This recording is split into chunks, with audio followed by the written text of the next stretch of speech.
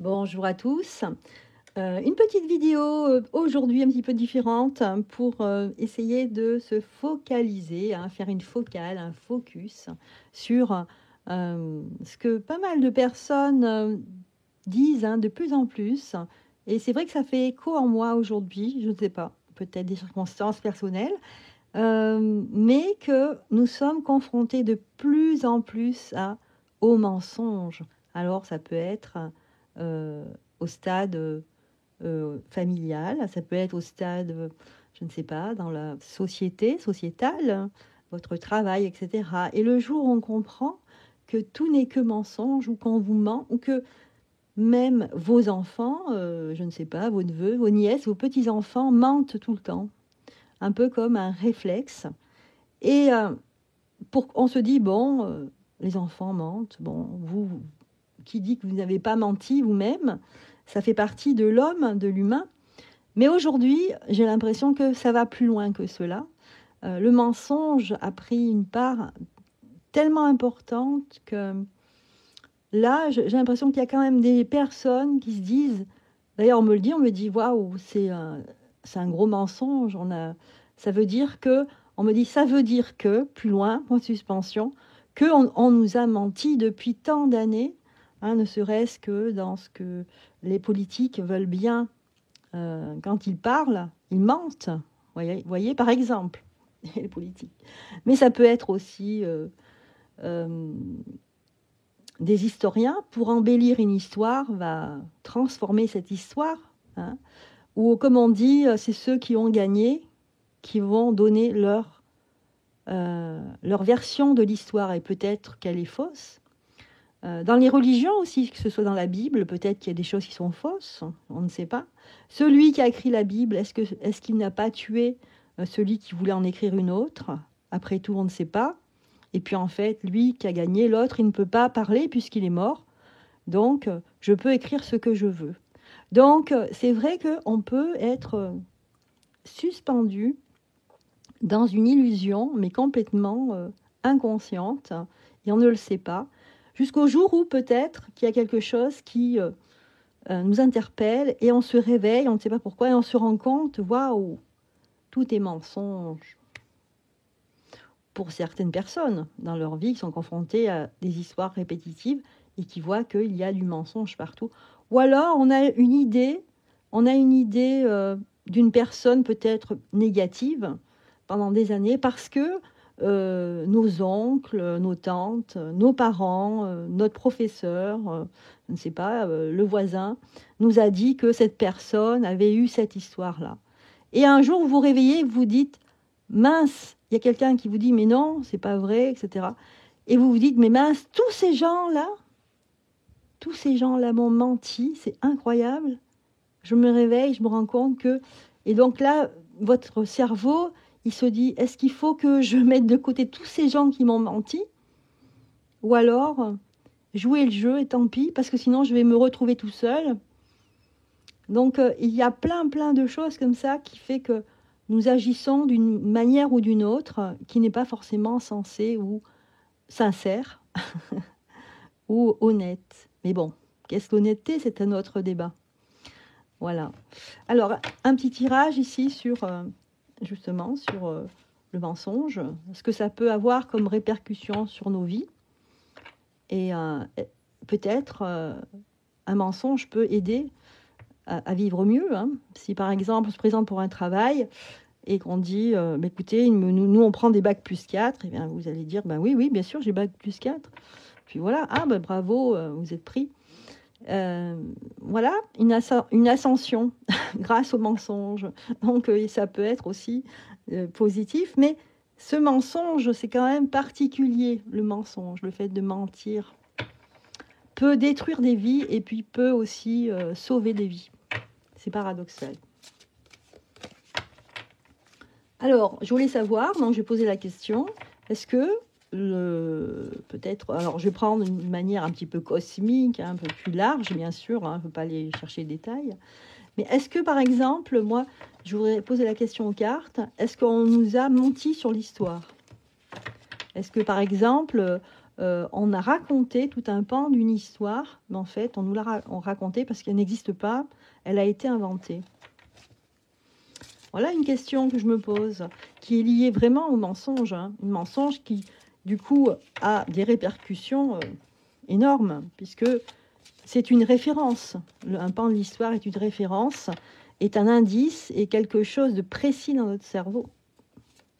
C'est un aiguillage, en fait.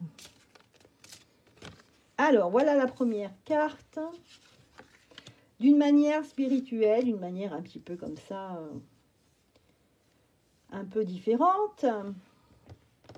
Donc, ici, on a un joyau dans une larme, l'évolution. Donc ici, ça nous parle d'évolution, quelque chose qu'il faut parfois peut-être avoir ce que j'ai là tout de suite, c'est-à-dire un problème de mémoire, c'est-à-dire de faire abstraction en fait de cela pour pouvoir évoluer. Des fois, il faut faire abstraction de ce qu'on nous dit pour pouvoir évoluer, c'est-à-dire qu'on peut vous inculquer des choses et de se dire, moi je fais abstraction de ce qu'on m'a dit et je vais vers mon intuition. Et c'est comme ça que je me décuple, j'ai plus d'énergie et j'avance dans la vie, j'évolue. Voilà, on parle de changement de la Terre, changement climatique, transformation. Voilà.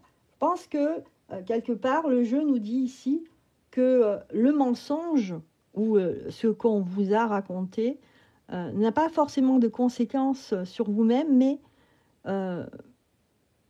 une information peut, si elle n'est pas trop ancrée en vous, en fait, il suffit de la mettre de côté pour pouvoir évoluer et changer.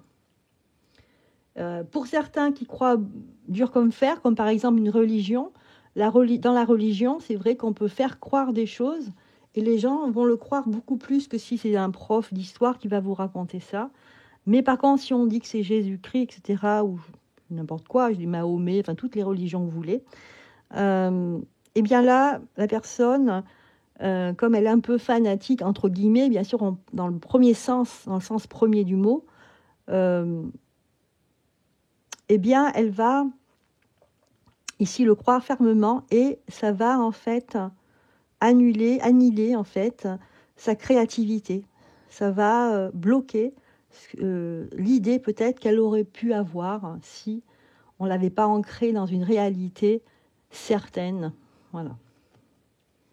Alors, qu'est-ce qu'on a ici? On a un joyau dans une larme, reconnaissance, reconnexion émotionnelle et spirituelle. Quelque part aussi, c'est comme si les gens avaient besoin de se raccrocher à une réalité vraie entre guillemets. Hein. Quelque chose que même si c'est une illusion, on veut y croire parce que ça nous permet de nous appuyer dessus pour pouvoir nous élever. C'est un petit peu comme, je pense à ces enfants abandonnés. Hein, je dis ces enfants, je ne parle pas de certains enfants, mais des enfants qui ont été abandonnés et à qui on leur raconte une histoire. Et en fait, cette histoire, même si elle est fausse, eh bien, ça leur donne un appui pour pouvoir grandir, pour pouvoir eh bien, se projeter dans leur avenir personnel.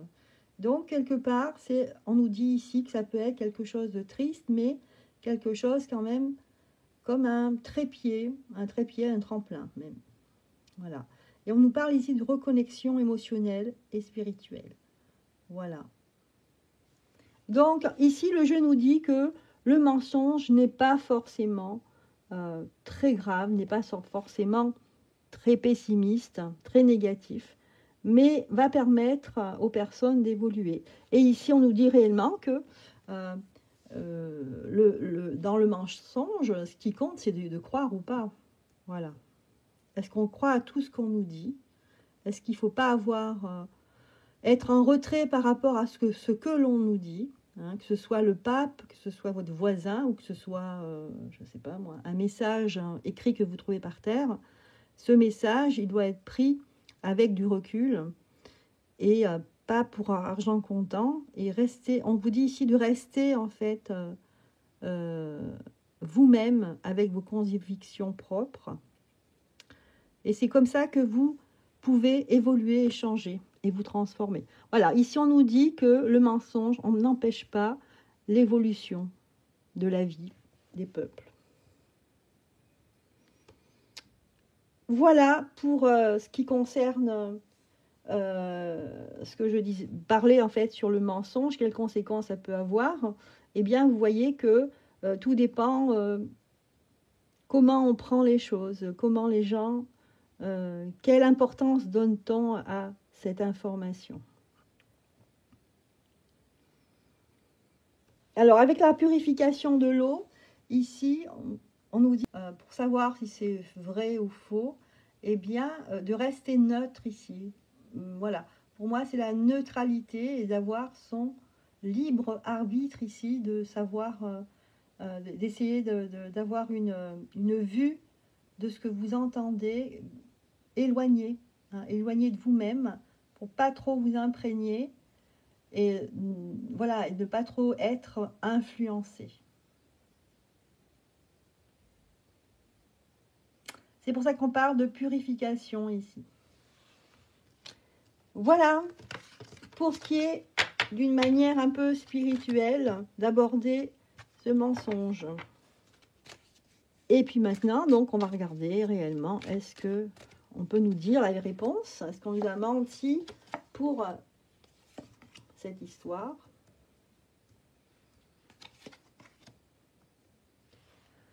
Alors, réellement, ici, on a le pendu, déjà, en synthèse, qui nous dit ici, effectivement, c'est possible.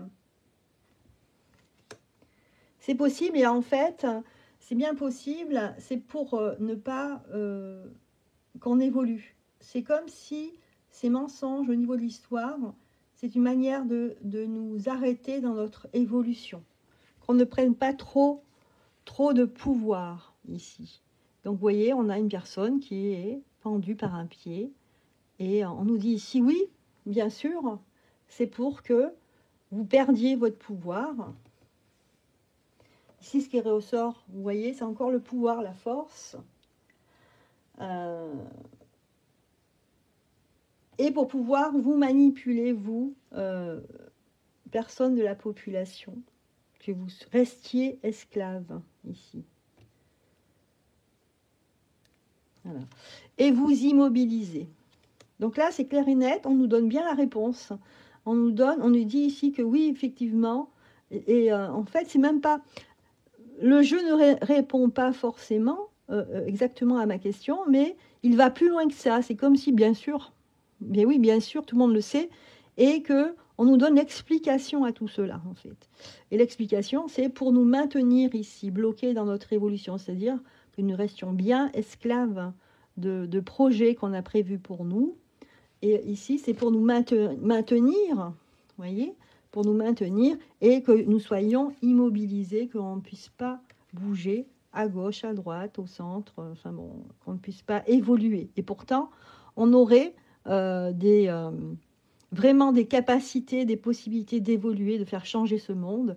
Mais là, tout est fait pour justement qu'on ne change pas, qu'on ne bouge pas. On vous fait croire, on vous met dans le cerveau que par exemple, il y a des personnes qui avaient comme seuls instruments un caillou et, je ne sais pas moi, un bout de bois, vous voyez. Alors qu'à côté de ça, on voit des architectures, des choses qui ont été faites. On se demande bizarrement comment on peut, avec un caillou et un bout de bois, construire de choses merveilleuses. Voilà. Eh bien, j'ai terminé avec cette vidéo. J'espère que cela vous aura plu. N'hésitez pas à partager et à mettre des pouces. Je vous embrasse. À bientôt.